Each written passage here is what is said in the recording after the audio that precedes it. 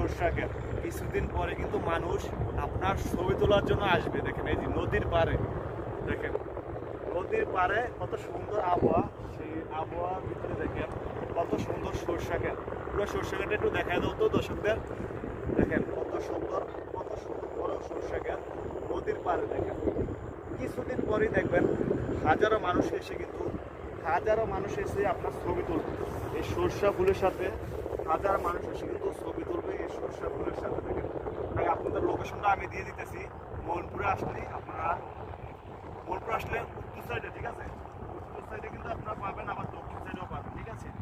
মোহনপুর ঢুকতে উত্তর সাইডে, আবার বের হতে মোহনপুরের দক্ষিণ পাশে, ঠিক আছে। আপনারা কিন্তু এই সরষে ফুলের সাথে দেখা মিলবে, ঠিক আছে। আপনারা আসবেন, ছবি তুলতে পারবেন, মানুষও আসবে ভরপুর।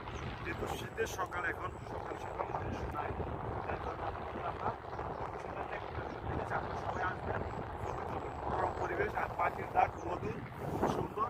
এবং দেখেন আবহাওয়াটাও কিন্তু খুবই সুন্দর, নদীর পাড়ে। দেখেন নদীর পাড়ে কত সুন্দর আবহাওয়া। আবহাওয়াতে কিন্তু আপনারা আসলে কিন্তু ছবি তুলতে পারবেন, কত সুন্দর। দেখেন স্মেল পাবেন, খুবই সুন্দর। দেখেন ছবি উঠবে, আপনার দারুণ ছবি উঠবেন। আমরা কিন্তু খুব সুন্দর ছবি 2-4টা তুলছি, সেগুলো আপলোড করবো, আপনারা দেখতে পারবেন। এবং এই সৌন্দর্য কিন্তু আরও বেশি ফুটবে যখন এই ফুলগুলা বেশি করে ফুটবে, ঠিক আছে।